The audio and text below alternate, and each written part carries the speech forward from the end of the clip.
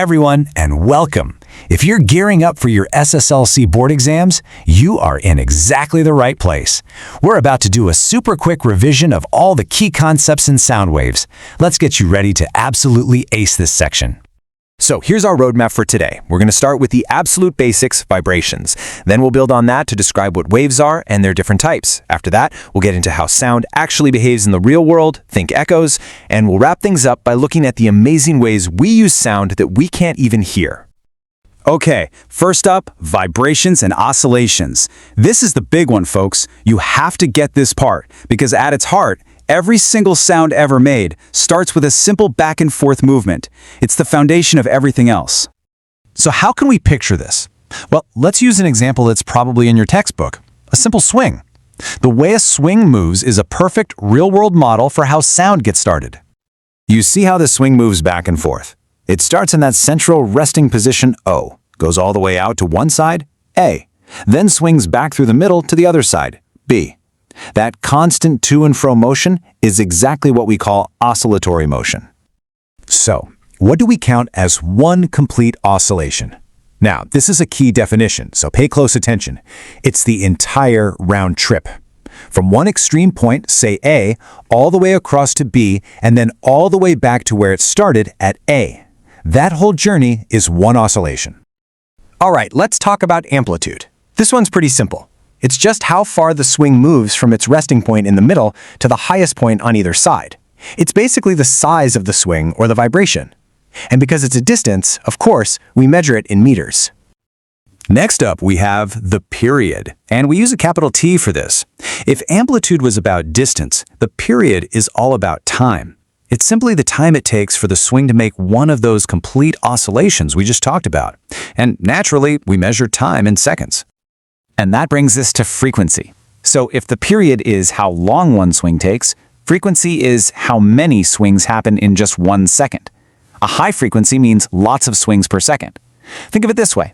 High frequency gives you a high-pitched sound, like a whistle. Low frequency is a low-pitched sound, like a deep drum. We measure it in hertz, and it's simply the inverse of the period. Okay, on to our second section. We've got oscillations down, so now let's look at how that energy travels through the air as a wave. We're going to cover the key features of a wave, and, most importantly, the one formula you absolutely must know for your calculations. This brings us to wavelength, which is represented by that Greek letter lambda. Don't let the symbol fool you. The idea is simple. It's just the physical length of a single wave. You could measure it from the peak of one wave to the peak of the very next one. And since it's a length, the unit is, you guessed it, the meter. And here it is. Get ready, because this is the key formula for this whole chapter. The speed of a wave, v, is equal to its frequency, f, multiplied by its wavelength, lambda. This beautiful little equation links together all the important parts of a wave. Memorize this one.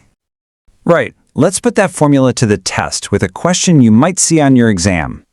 Let's say a wave is moving at 350 meters per second and it has a frequency of 35 hertz. The question is, what's its wavelength? To figure this out, all we have to do is rearrange our formula a little bit. If v equals f times lambda, then lambda must equal v divided by f.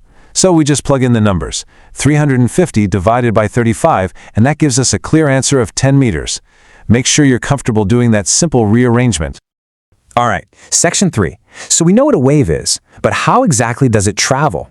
Well, there are two main flavors of mechanical waves, and you can bet there'll be a question on your exam asking you to tell them apart. A slinky is just a perfect way to see this. If you push the end of the slinky forward, you see that compressed area travels along the same direction as your push, right?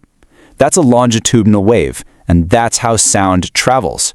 But if you shake the slinky up and down, the wave still moves forward, but the slinky itself is moving perpendicular to that. That's a transverse wave. Now this table, this is your new best friend for revision. Notice the different words we use. Longitudinal waves have compressions and rarefactions. Transverse waves have crests and troughs. And the most important examples to lock in your brain. Sound is longitudinal, light is transverse. Got it? Let's move into section 4, where we talk about how sound acts in the real world. We're going to look at what happens when a sound wave hits a surface, which gives us two things you have definitely experienced: the echo and reverberation. An echo is pretty much what you think it is. It's a reflection. You shout, The sound wave travels out, it hits a big wall or a cliff face, and it bounces right back to your ears as a second distinct sound. But here's a good question. Why don't you hear a nice, clear echo in a small room, like your bedroom? I mean, the sound is still bouncing off the walls, isn't it? The answer is all about the speed of sound and how our brains work. You see, our brains have this thing called persistence of hearing. For us to hear two sounds as separate events, there needs to be a tiny time gap between them, at least 1/10 of a second. Given how fast sound travels, that means the reflecting surface has to be at least 17.5 meters away. Any closer than that, and your brain just mushes the original sound and the reflection together into one. So what's happening in that small room? All those reflections are coming back way too fast. They're all overlapping and getting jumbled up. That messy, lingering sound that hangs in the air is what we call reverberation.